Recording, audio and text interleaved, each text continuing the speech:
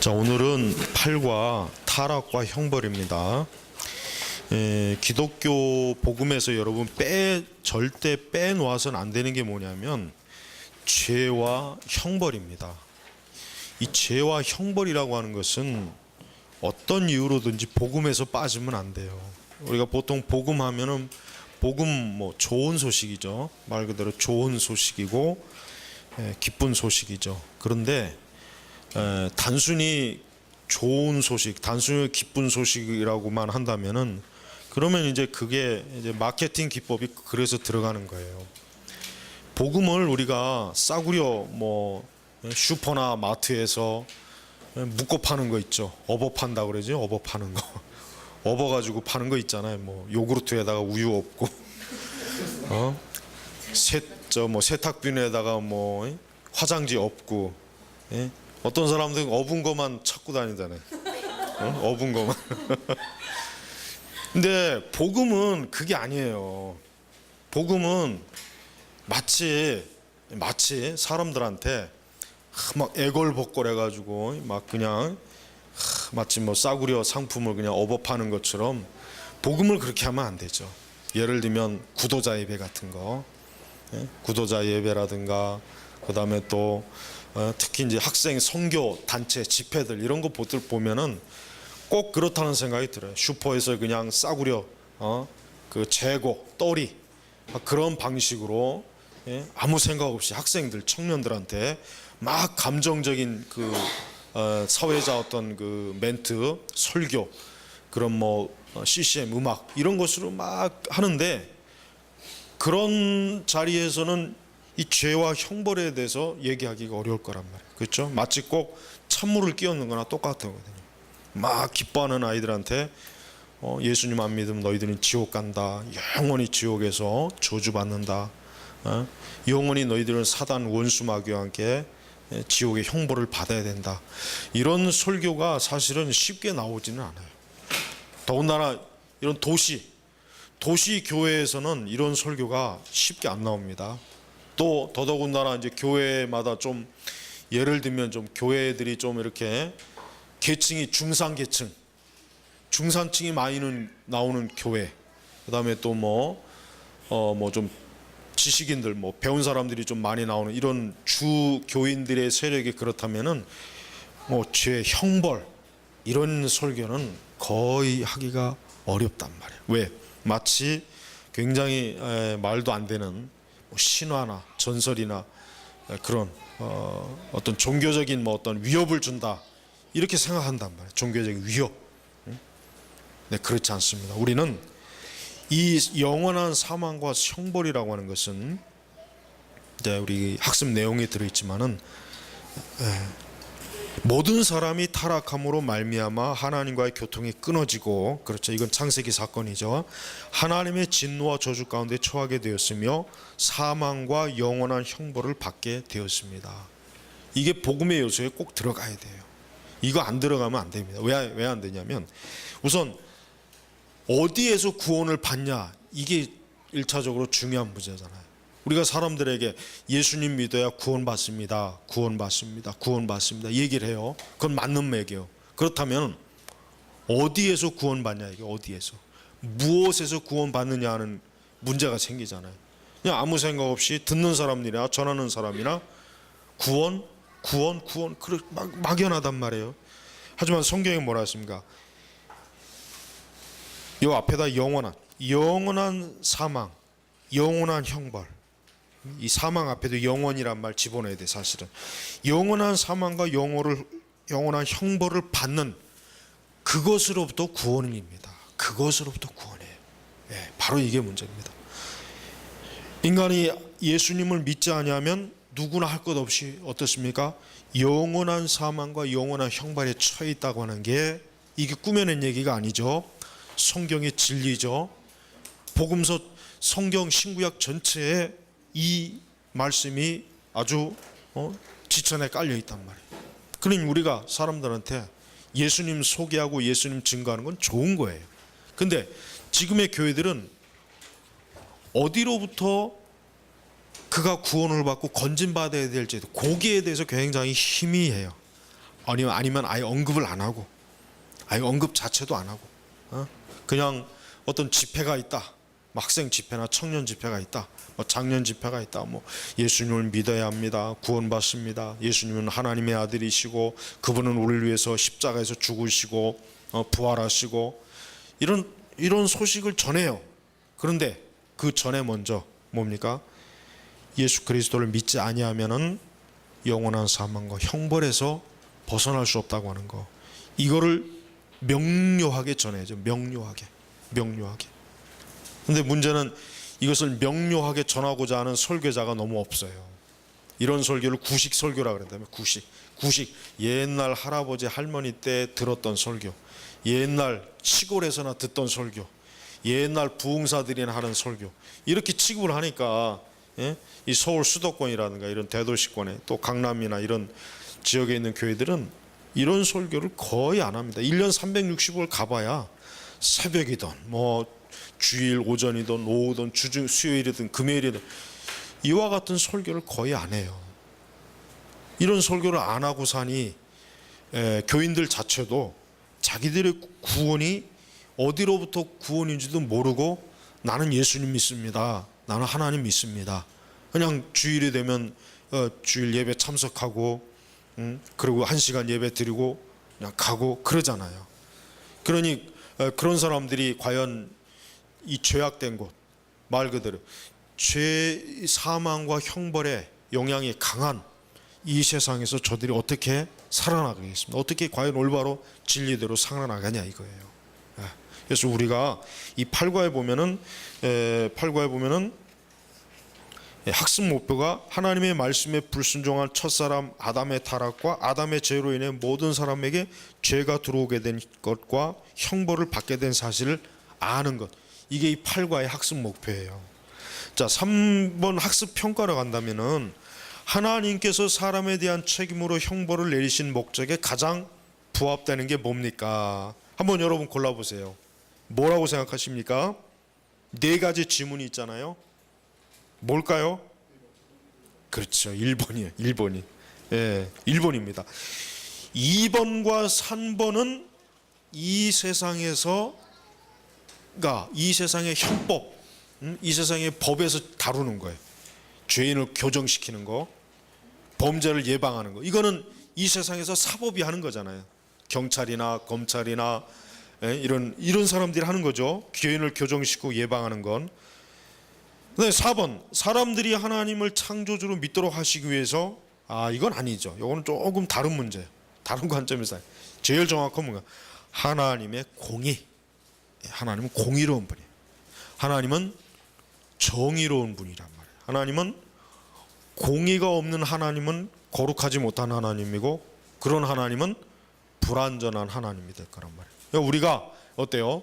우리가 왜 하나님은 사람을 심판합니까? 왜 지옥을 만드셨습니까? 묻는다면 뭐라고 해야 되겠습니까? 하나님의 공의를 어때요? 이루기 위해서, 공의를 이루기 위해서. 하나님께서 공의를 이루지 않는다면은 결국 이 세상은 어때요? 죄악으로 가득 차겠죠. 죄악으로 가득 차서 그 죄로 인한 파괴와 어때요? 온갖 하나님의 그 거룩을 훼손시키는 그런 일들이 많지 않겠습니까? 그러니까 하나님의 그 공의를 이루기 위해서는 어떻게 되겠습니까? 하나님은 형벌을 내리는 거예요. 형벌을 내리지 않는 하나님. 그러니까 죄에 대한 진노와 형벌을 내리지 않는 하나님은, 그런 하나님은 믿을 수 있는 하나님이 못 됩니다, 사실은. 그러니까 우리가 하나님께서 진노하시고 형벌을 내리시고 죄인을 지옥에 넣는 것을 어떤 관점에서 봐야 됩니까? 하나님의 공의의 관점에서 봐야 돼요. 공의의 관점에서. 자, 두 번째, 아담의 죄에 대한 형벌로 모든 사람에게 동일하게 내려진 형벌은 4가지로 나눌 수 있는데, 다음 중 아닌 것을 골라라. 뭐겠습니까? 그 5가지 중에 뭐겠습니까? 아닌 것 하나 골라보세요, 빨리. 아닌 것. 아닌 거 골라보세요. 영적 사망, 육체적 정신적 고난, 육체적 사망, 영원한 사망, 징계. 이 4가지 중에 아담의 죄에 대한 형벌로 모든 사람에게 동일하게 내려진 형벌은 4가지로 나눌 수 있는데, 다음 중 아닌 것 뭐예요? 아닌 것 뭐예요? 어떤 거예요? 예? 어떤 거예요? 4번? 어떤 거예요? 헷갈려요? 5번째죠. 징계죠, 징계. 이 징계는 아담의 죄에 대한 형벌로 모든 사람에게 동일하게 내려진 형벌. 그게 아니에요. 이거 징계는 이거는 하나님의 자녀들에게 내리시는 징계이지. 그걸 얘기하는 것이지. 아담의 죄에 대한 형벌은 뭡니까? 영적 사망, 육체적 정신적 고난, 육체적 사망, 영원한 사망. 그 성경에 지금 거기에 다 있잖아요. 예. 그러니까 이 4가지만 해당되는 거예요. 자, 로마서 5장 14절을 한번 누가 한번 큰 소리 읽어 보시겠습니까? 로마서 5장 14절. 로마서 5장 14절이.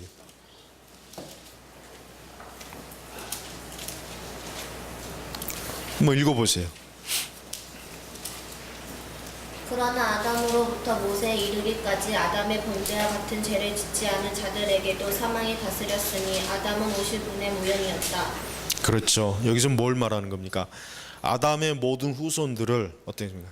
아담의 모든 후손들이 동일한 아담의 그 형벌을 받게 된다는 그런 말씀이에요.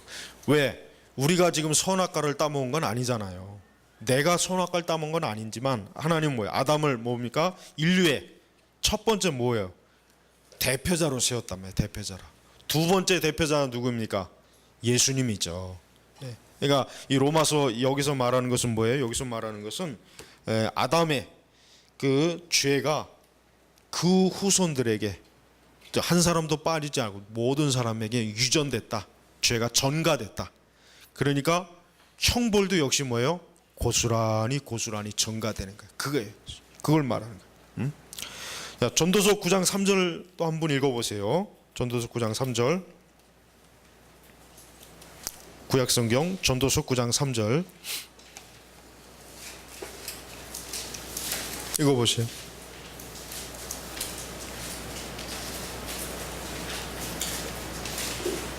읽어보세요. 크게. 모든 사람에게 똑같은 일같이 이것은 해 안에서 일어나는 모든 것 중에 악한 것이다. 사람의 마음은 악으로 가득 차서 평생에 미친 마음을 품고 있거나 결국 죽은 자들에게 가고픈다. 그렇죠. 예. 이 세상 어느 누구도 하나님의 형벌과 하나님의 그 저주를, 그러니까 죄의 저주, 이것을 예외되는 사람은 한 사람도 없어요. 한 사람도 없는 거예요. 모두가 동일해요. 예?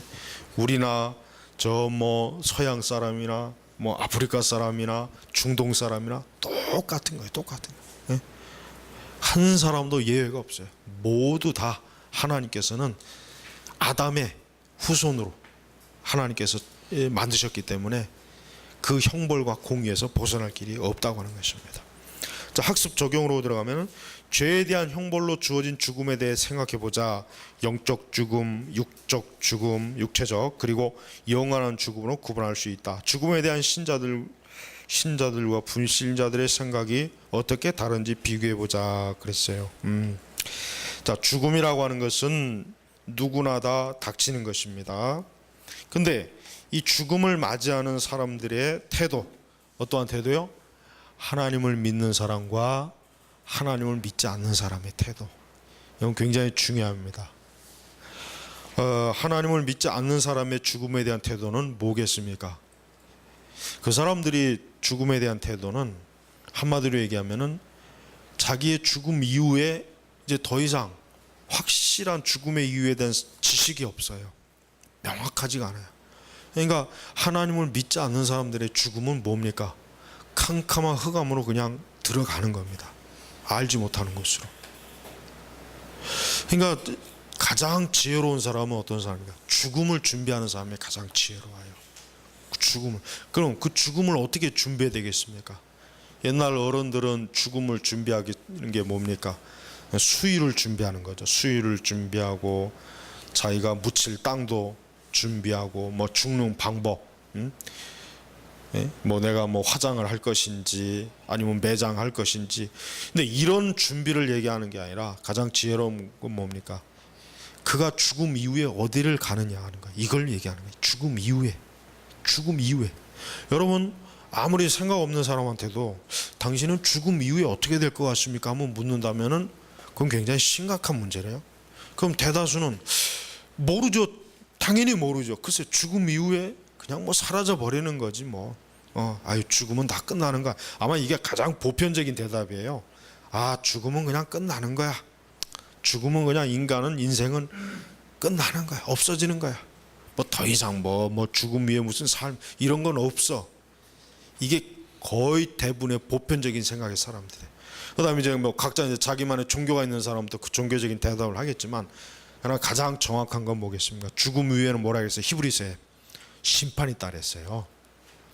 그리고 사람이 한 번 죽는 것은 정한 것이오라 했죠. 한 번 죽는 거예요. 그래서 그 이후에 지금 보면은 나번에 보니까 뭐 윤회설, 그다음에 막연히 죽음을 미워하고 사후 세계에 대한 잘못된 개념을 가지고 있고 조상을 신으로 모시는 제사, 아니 이런 것들은 뭐예요? 이런 것들은 전부가 다 뭡니까? 하나님을 믿지 아니하는 불신앙자들이 가지고 있는 종교적, 철학적 그들의 죽음의 인생관입니다. 이런 인생관을 너나 나나 없이 다 가지고 있어요. 하지만 우리 그리스도인들은 아까 히브리서의 말씀처럼 하나님 앞에 가는 거예요. 오늘 누가 죽었어요. 그 사람이 뭐 예수님을 믿던 안 믿던 누가 죽었다 그러면 그 사람이 지금 어디에 가 있습니까? 그냥 공기 중에 기체로 없어졌을까요? 이 사람이 이제 흔적도 없이 이제 영원히 사라졌을까요? 그렇지 않습니다. 어디 갔습니까? 하나님 앞에 가는 거예요. 우리는 보통 사람이 죽으면은 좋은 곳에 가서 편히 쉬세요 이런 얘기를 많이 하죠. 조문할 때 보면은 불신앙자들은 그런 조문을 많이 하잖아요. 뭐 좋은 곳에 편히 쉬라 그러잖아요. 근데 그 말이 굉장히 말이 안 되는 거예요. 그 좋은 곳이 어디냐 이거예요. 그 좋은 곳이 어디냐? 그 좋은 곳이 어디냐 이거. 그 사람한테 물어. 그럼 그 좋은 곳이 어디냐 그러면 모르죠 당연히. 그냥 듣기 좋은 말로 조문. 접대용 얘기예요. 접대. 죽음에 대한 그냥 좋은 곳에 가서 편히 쉬라. 그리스도인들은 그렇지 않습니다. 그리스도인들은 여러분들이 하나님을 믿지 않는 사람하고 대화할 때 이 죽음이라는 문제를 가지고 이 대화를 끄집어내 보세요. 그게 제일 좋아요. 그나마 그래야 진지해져요. 왜? 어쨌든 죽음하면 누구나 다 싫어하는 거란 말이에요. 죽음을 막 헤헤 울으면서 얘기할 수 있는 사람은 없죠. 누가 있겠어 죽음. 죽음을 가지고 농담하기는 힘들거든요. 그러니까 죽음을 가지고 얘기하는 거예요. 네가 죽으면 어디 갈 거냐?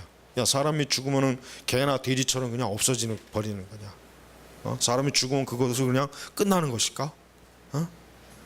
그래서 죽음 이후에 대해서 자꾸 생각할 수 있는 기회를 주는 거예요. 야 죽음 이후에는 하나님을 만난다. 심판이 있다. 죽음 이후에는 누구나 다 그가 영원히 어떠한 상태로 지낸다. 그게 천국이냐 지옥이냐. 이게 죽음에 대한 것을 자꾸 대화를 하다 보면은 사람이 진지해져요. 진지해지는 거예요. 예, 그러니까 우리 사회나 지금 시대는 이 죽음을 어때요? 죽음이라고 하는 것을 가리는 시대란 말이에요. 죽음이라고 하는 것을 사람들이 잘 모르고 그러니까 접하지 못하게 하는 시대. 그래서 사람이 죽으면은 병원으로 가서 병원에서 그 영안실에서 다 처리하기 때문에 이 죽은 사람을 보기가 쉽지가 않아요. 죽은 사람. 하지만 옛날에는 죽은 사람 보는 게 마치 꼭 한여름에 보신탕 개 보는 것처럼 아주 그냥 흔했어. 마을에서 누가 죽으면 뭐 가서 다 볼 수 있거든. 죽은 사람을. 근데 지금은 안 그래요. 지금은 죽는 사람 보는 게 이게 어려워요. 죽은 시체 보는 것도 어렵단 말이에요. 여러분 죽은 시체 봤어요? 그래도 한두 번씩은 봤을 거 아니에요. 집안에 누가 돌아가셨을 때. 그러니까 죽은 시체도 보기가 어렵다면은 죽음이라는 게 이게 실제로 와 닿지가 않는다고 사실은. 그런데 뭐예요? 어쨌든 죽음은 있어요.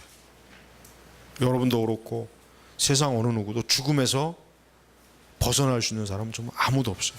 진짜 예수님이 뭐 지금 오신다면야 우리가 죽음을 맛보지 않고 에녹같이 엘리야처럼 하나님을 만나겠죠. 그러나 그 전까지는 그렇게 되지 않는 한 누구나 다 죽음이라고 하는 이 사망의 골짜기를 걸어가야 돼. 사망의 음침한 골짜기를 요단강을 다 지나야 된단 말이에요. 우리가 아주 윤회설 뭐 사람이 다시 태어난다. 죽으면 누구나 다 좋은 곳에 있을 거야. 죽으면 누구나 다 그냥 좋은 곳에서 잘 지낼 거야. 편안하게 있을 거야. 하는 이런 아주 온갖 잡동사니 이런 것들은 일체 우리가 이거는 다 미신이요. 거짓된 귀신의 가르침이요. 가장 중요한 건 성경에 있는 거예요. 성경. 하나님 말씀. 성경에서 무엇이라고 하느냐라고 어떻게. 근데도 윤회설을 믿는 사람도 많고 윤회설을 믿는 사람도 많고 참 그래요. 그래서 우리가 죽음은 왜 왔느냐 했을 때 어떻게 해야 됩니까? 형벌이다. 사실은 영원히 죽지 않고 아담과 하와가 살 수 있었는데 질병도 걸리지 않고 늙지도 않고 그럴 수 있는데 그만 선악과를 따먹은 형벌로 인하여서 어때요? 하나님께서 늙고 병들고 흔히 얘기해서 생로병사의 그 모든 고통이 그냥 고스란히 아담으로부터 해서 우리까지 그대로 이어지는 것입니다. 이건 아무리 역사가 지나고 과학이 발달하고 의학이 발달해도 소용이 없어요. 의학이 지 아무리 발달해봐야 인간의 한계 수명은 넘을 수가 없다 그러잖아요. 넘을 수 없다 그럽니다. 이제 한계가 있는 거예요. 아무리 의학이 발달해도 이 세포가 죽고 우리의 피부나 이런 모든 것들이 다 이제 어때요? 그 생명을 잃어가는 마당에서는 가망성이 없는 거예요.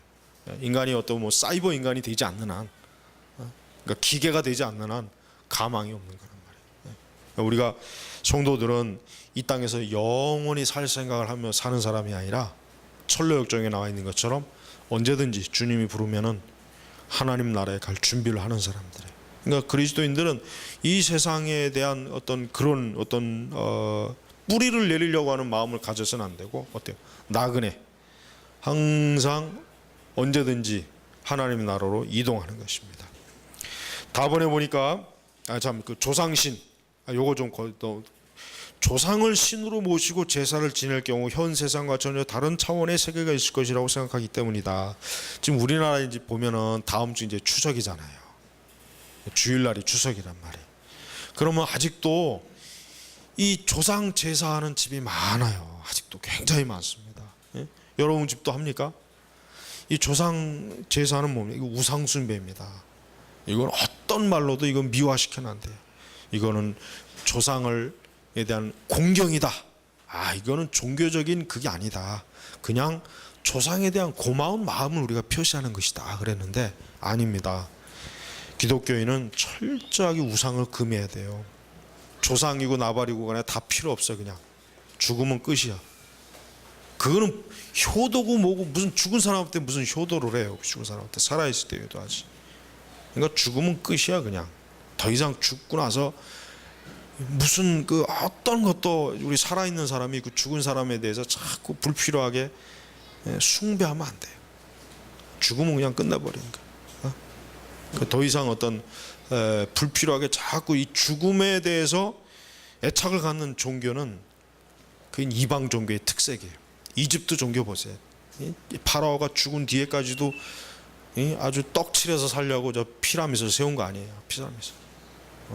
이 세상의 이방 종교의 특징이 뭐냐면 죽음에 대한 애착이 엄청나게 강하다는 거예요. 불교도 마찬가지고. 하지만 기독교는 그렇지 않습니다. 기독교는 죽음하고 아주 깨끗해요. 아주 죽음하고 확실하게 딱 정리하는 종교가 기독교예요. 그래서 사람이 죽으면 그걸로 끝이에요. 뭐 제사를 지내거나 그럴 일이 없어. 우리는. 왜?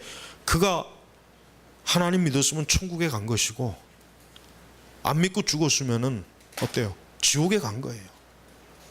명확하잖아요. 더 이상 어떻게 천국 간 사람 끌어낼 수도 없고 지옥 간 사람은 오라고 해도 안 올 것이고 천국 간 사람은 오라고 해도 안 올 것이고 지옥 간 사람은 끌어낼 수도 없는 노릇이고. 우리가 이 죽음에 대해서 명확해야 됩니다. 여러분 제발 혹시라도 집에서 제사하고 그러면은 아주 절대 거의 참여하지 마세요. 절대 참여하지도 말고 제사 지내면은 진짜 하나님의 그 저주가 임하는 거예요. 왜?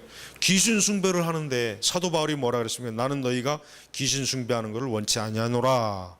하나님 말씀에 그랬잖아요. 우리 그리스도인들이 예수 믿는 사람들이 귀신 숭배하는 걸 원치 아니하노라 그랬어.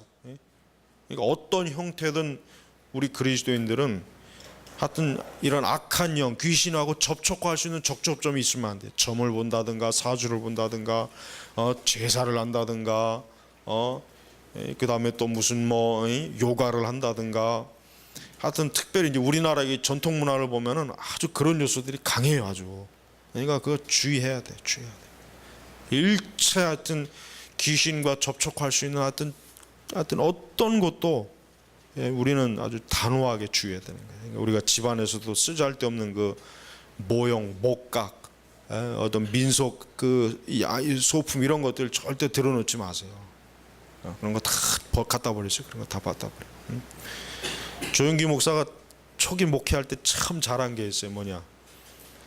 무당 섬기고 막 그런 집에 들어가면 그런 거 다 끄집어내서 다 불질러 버렸다고. 싹 정리를 하게 한 거야. 그거 굉장히 잘한 거예요. 그거 우상을 싹 불태워버리는 거야 아주. 그래 이젠 예수님 믿어라. 조영기 목사의 그 자서전에 나오잖아요. 그 불태우는 장면도 나오고. 그렇게 하는 거예요. 그건 잘하는 거예요. 그러니까 기독교를 믿으면, 예수님 믿으면 우상은 아예 그냥 확 끊어버려야 돼. 뭐가 됐든 다 끊어야 돼. 다 끊어야 돼. 조상 제사고 뭐가 아니야. 아주 어떤 하나님 외에, 예수님 외에, 성령님 외의 것들은 아주 딱딱 다 끊어서 더 이상 어때요? 우리 안에는, 우리 집에는 성령이, 하나님 외에는 우리의 주가 없다. 여호수아처럼. 나와 내 집은 오직 하나님을 섬기노라. 그게 있어야 된단 말이야. 근데도 교회 다니는 사람들 중에 보면 아직도 이런 제사하는 사람도 있고, 이거는 공경하는 것이기 때문에. 천주교가 그래서 나쁜 놈들이에요. 왜?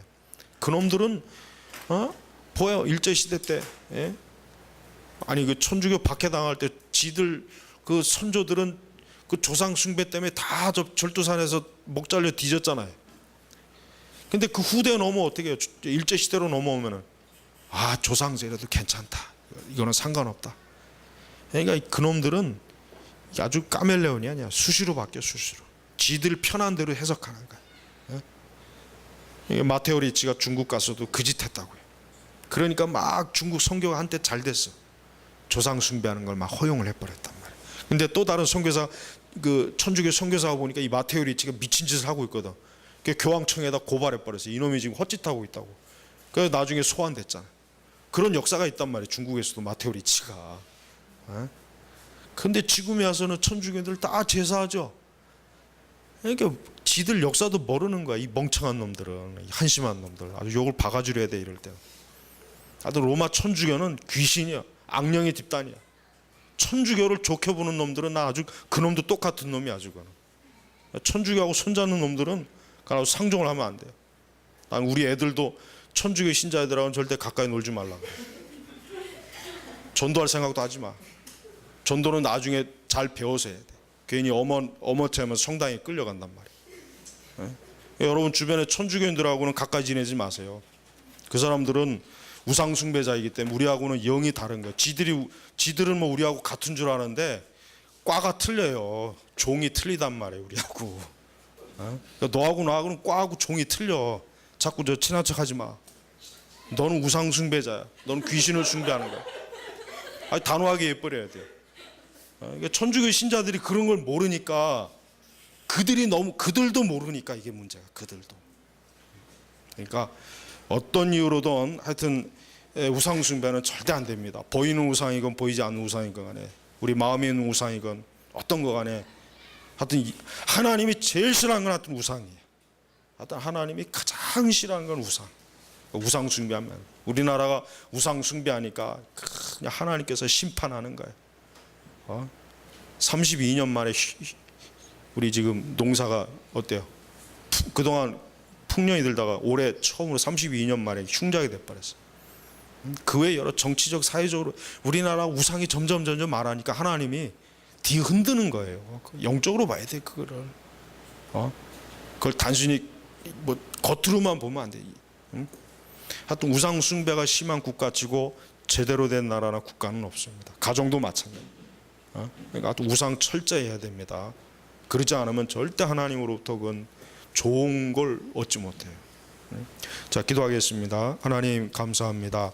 이제 또 추석 명절이라고 해서 얼마나 또 많은 이 나라 이 민족 백성들이 우상 숭배하고 귀신을 숭배해서 하나님의 영광을 회방하겠습니까? 그런 사악하고 더러운 짓들이 속히 없어지게 하시고 온 세상과 온 땅에 여호와 하나님을 즐거워하는 그날이 속히 오게 하옵소서. 예수님의 이름으로 기도 올렸습니다. 아멘.